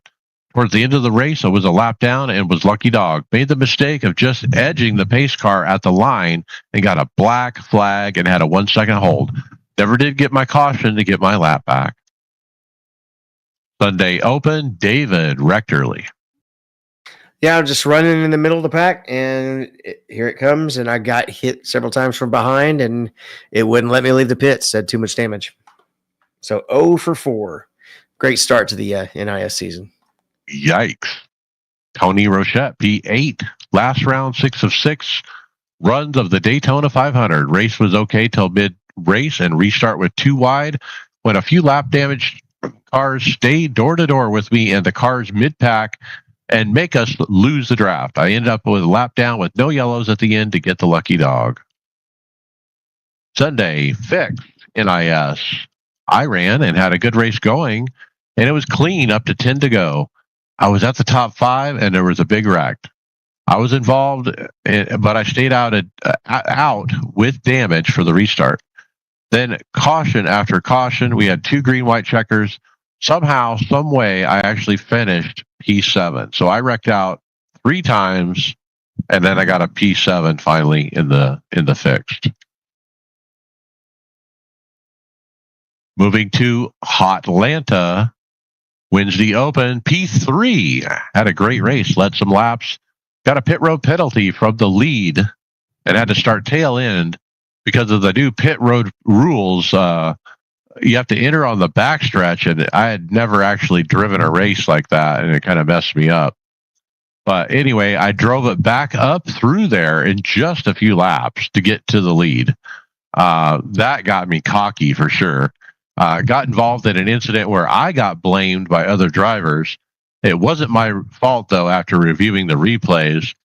But I had no damage, was able to keep it clean. As the final restart came, I had a teammate, Tyler, behind me. We were coming hard off of 2, but we just didn't have enough to quite catch the top 2. We both finished 3rd and 4th. Tyler got P4. David, you also got a P4. Yeah, finally, right? I drove my Formula wheel with clutch pedals because I set my throttle in. It's been a challenge with the throttle for a while with sim coaches. They've been working with me. They sent me one thing, and then they finally figured out there's a design issue with the bearings wearing out. That's been causing all the issues with their early model throttles. So I sent it in 2 days. They sent it back to me 2 days. I'm supposed to get it back tomorrow, as long as UPS will run, because they haven't been willing to run up here the last couple of days with the snow on the ground. But I ran the race running with using the hand pedals, the clutch on my Formula wheel, and it was manageable at Atlanta because there's not a whole lot of heavy braking. Though we did do a green flag stop, and I managed to do that with the clutch pedal. I just tried to stay clean and safe. And at the end, I probably could have been a little bit more aggressive, but I was really just so beat down from Daytona that I just wanted to cross the finish line. Tony Rochette, P22, started 2nd, led a few laps, and just kept getting shuffled to the back from checkups and trying to avoid ass-ramming cars in front and losing the draft. Got nose damage when wrecked in front, caught me. I missed the old Atlanta and hate this mile-and-a-half drafty shit.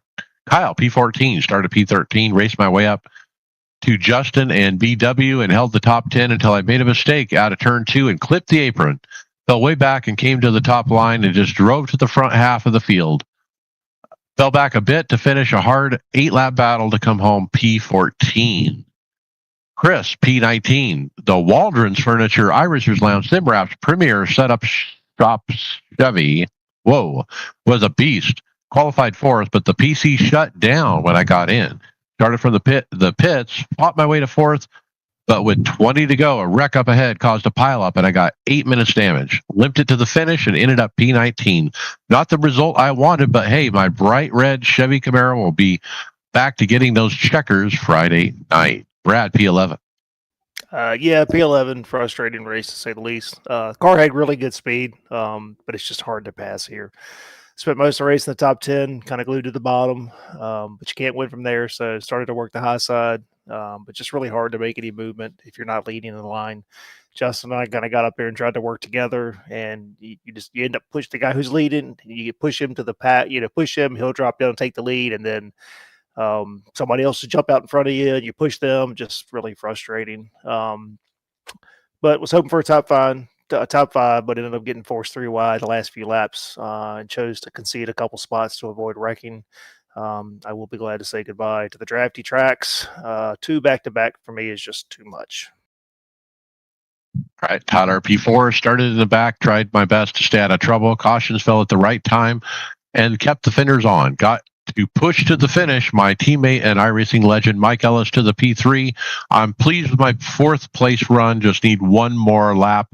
Great showing by Tifosi. And then we had a guest racing with us, Evan, from S&M, I think it was. He actually got in A Open instead of NIS accidentally, but he won his race, P1.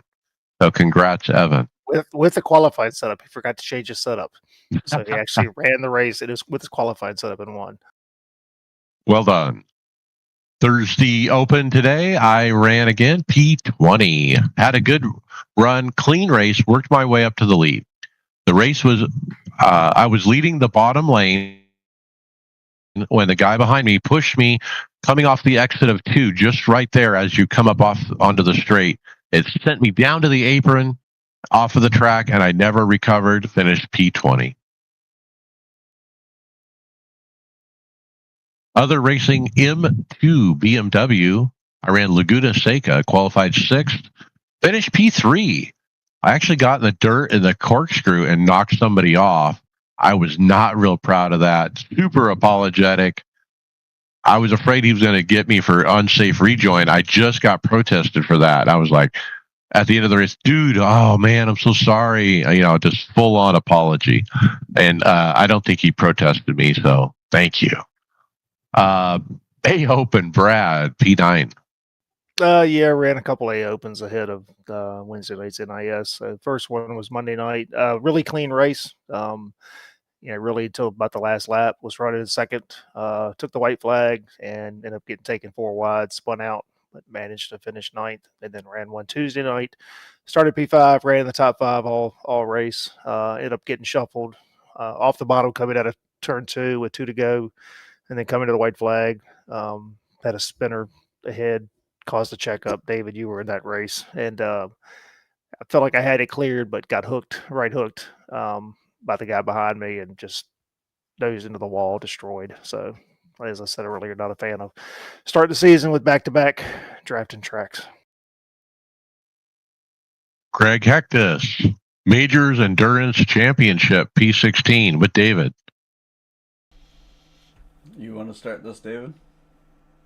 Sure, we were a mid-pack or really even rear-pack car. We had a clean race until about hour 4. A GT3 just ignored us passing them on the outside of a turn and came out, washed out, and hit us. And that also caused us to get hit from behind. We used a fast repair, but we had to pit, and it cost us a few positions, I think. And as a result, they were penalized by the live stewards for avoidable contact. The race has a neat format, but it had some kinks to work out. Like the admin that they put on the third split, he didn't know how to do the cautions with their format. Yeah, I studied the rules pretty carefully, and a lot of us were having to kind of correct him, and they even had to bring in another guy to help him out for a while, and then they just stopped doing the live cautions because the other guy was Aussie and had to go to work. So, he was green, but yikes. So, they just put out an update, and they've made a couple of major changes, including a suggestion that I made. It's a learning experience. So I'm excited to see how much better it goes here next week when we go to, Monza. I think the biggest problem, too, was the rule book. Whenever they came up with a rule, they just put it in an announcement page. They didn't put it in the rule book after they put it in, too. That was a big problem. And they're going to now officially put out a brief that has all the rule changes the Thursday before the race in an actual document. Because, I didn't know there was a new system for the protests going through the website because the rule book says do it through Discord. Right? They put a link in the announcements, but in the spam of announcements, something like that might get missed. You're not expecting rule changes to only be announced, I guess, and not be in the rule book or discussed in the drivers' meeting. And they didn't get discussed in the drivers' meeting or in the rules. There was confusion over pit exit when it should be closed if the stack's there. All right, and they ended up. Our guys still didn't end up doing it exactly right, but we followed the rules as they said. They said as long as you took service, you could immediately blend in instead of going all the way to the back of the stack. The truth is all of us should have been going to the back of the stack, but I was doing what they told us we should do as the live race admin. But again, that rule wasn't in the rule book. That was something they posted later as an announcement. But they've addressed these issues, and another problem is the live admins, when they were figuring out who should be the wave buys, they weren't on the track, so they were having to use a replay to figure out who was in wave buy position. I gave them the suggestion: you need to either have somebody who's on the track tell them, like the leader, or you need to have somebody actually jump in the pace car when it's under caution, so that they can see the field with the relative. And they're going to be using live pace cars next week. The worst part is they took so long to sort it out. We had there'd be like 4 laps under caution or more. That was a combination of them not knowing and the fact that they were trying to do it through replay and just looking at each car instead of having it easily.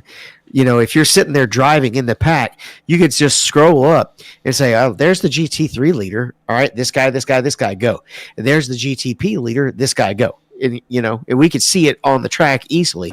But if you're not in a car where you can see all the tracks on the relative, you couldn't see that as easily. And so that was a suggestion that I gave to Garrett. Overall the thing was awesome. So of course we're trying to give feedback, and he took the feedback because it came as constructive criticism, right? It wasn't like you guys suck, cussing them out and stuff. So they made a lot of positive changes. So I'm looking forward to the next race. I just, all I would say is I felt like we had pace, but we just didn't have pace compared to everybody else. No, we were one of the slowest cars out there. Period. I think you guys highlight why we don't run a league in this team. It's a lot of work. You can't make everybody happy either. That's the problem. And it's such a, if you think you've covered every base, then you're still missing something. There's always something missed. So just Justin and I were planning to run this, but I had lost power and didn't get power back till Saturday night, so we missed it. But we're looking forward to Monza Saturday after next. Did you lose all your food? No, everything was everything was in the fridge, went into coolers, which was fine, and we have a deep freeze with a lot of stuff in there, and it's in the garage, and I don't think the garage really got over about 40 degrees since I had no heat, so the freezer was fine, so we really didn't lose anything other than patience. And it's, as I told my wife, had we gone another night, it was going to be like Lord of the Flies. It was getting pretty bad. We were getting at each other's throats. Couldn't you just stick all the food out in the snow? No, because the first day it was almost 60 degrees and it was ice storm. So Wednesday night was when we lost power. Thursday it was 60 some degrees, and then it got cold after that. So, all right, William, how about the grassroots racing? Oh yeah, my only race last week, just because work and personal life has been insane for the last 3 weeks. P14 started P3, I think P3, P4. Got murdered. Turn 1, lap 1. Really good friend. He just made a mistake. Came in, missed the braking point, hit me in the rear. But that meant that I was spending pretty much the entire race trying to catch up. So, yeah, it happens sometimes. Next week will be better. what track? Watkins. Easy to Brad's do. favorite. Yeah, Watkins with, let's see, it was a 90-minute race and 70 minutes of it was rain. So, I mean, it was just a great time all around. Another thing about our race is as well, the guys just don't understand how bad cold tires were. You remember that, Greg? How many of the LMP ones in front of us spun out on that restart? Well, that was one of the things. Like, I was trying to get a question answered in the general chat and in the majors thing, and there was probably, I'd post something, and then like 50 posts afterwards they were talking about how slow the pacing was because of the caution, and they were losing tire heat, so that when they went back to green, they just would go into the turn and they'd have nothing on old tires. So yeah, those old tires and heat, or without heat, they suck. All right, let's talk final thoughts. David Hall. Looking forward to getting the pedal back, and of course, I had something I definitely wanted to talk about, and now I'm drawing a blank on it. So let me reserve my time for a little bit later. It'll come back to me. Okay, and then Greg Hectus, final thought. Just looking forward to trying to run Atlanta twice this week. Hopefully, I can get tomorrow night and Sunday. Kind of lost interest in the Daytona 500 because of how long it was and how boring it was after the Friday night one, and so I never ran it again. But yeah, looking forward to it. So real quick, Greg, you actually were falling asleep during the race and you parked it. Yeah, I had just worked a 13-hour shift. I came on, I'm like, and I was like, I think I was telling you guys I was going to probably drive 700 or 800 miles that night if we'd run the race, and then plus what I did during the day. I was sitting there. It was the drone of the engine and just holding your foot down. Like, I bet you if I was doing like a road course or something, I probably would have been fine. But because it was just in the pack, just driving, it was hard. It was one of the harder things I've done, and I was like, yeah, I'm just done. And I do remember. If anybody out there does flight simming as well, I am looking for an option for some way to have rudder pedals under my race pedals or down on the floor or something. So if you know something, let us know in the Discord. All right, Bobby Jonas, final thought. Well, I guess I'm the only one that's going to miss Daytona for a little while. Had a pretty good run, as I typically do at drafty tracks. But other than that, just kind of happy the season's going already. I mean, we're at Atlanta now, and fortunately next week will be a drop week for me, but being a road course. But we'll get there. All right, Brad Wren, final thought. I've been focused a lot on NIS. Haven't gotten a IMSA racing this week, so I'm going to try to get one at Le Mans over the weekend. Not my best track, and in the Corvette, it's kind of it's almost like death when you get into the Porsche curves. Really struggling trying to find grip and not wreck the car. But yeah, sitting had been in the top 10 in points for that season. I want to try to finish that one as strong as I can. Did not get a race in at Long Beach last week because of the power issues at the house. So yeah, just wasn't here last week and had to listen to the pod after you guys had done it, and it felt a little bit different, but I still got thrown under the bus a few times, so I appreciate that. So does the wife. Ding. All right, William Westbrook, final thought. Oh yeah, it seems like a common theme, but just hope I get some more races in this week than I was able to last week. I bought a Stream Deck to kind of set up to help me adminning the league, kind of putting some race control binds on that, and then might try to start streaming a couple races every week just to allow people to watch. So looking forward to getting that set up. And Tony and I are having fun streaming on TikTok. We actually have viewers over there. My final thought, man, Daytona did not go how I wanted. I mean, it was just bad luck city for me. Hey, that's a title idea, Bad Luck City. But man, coming to Atlanta, getting to the front, getting a penalty, and then going to the back, and then getting to the front within 6 laps. I feel kind of cocky again. I'm like, wow, I might be able to win this thing, And then I finished third and led some laps today. So I'm looking forward to tomorrow for sure. Also looking forward to the Sim Gaming Expo in Chicago that first week of September. Planning. I'm ready to pull triggers on flights and hotels and just waiting for David to give us the go ahead that we're actually registered. And that we have a booth.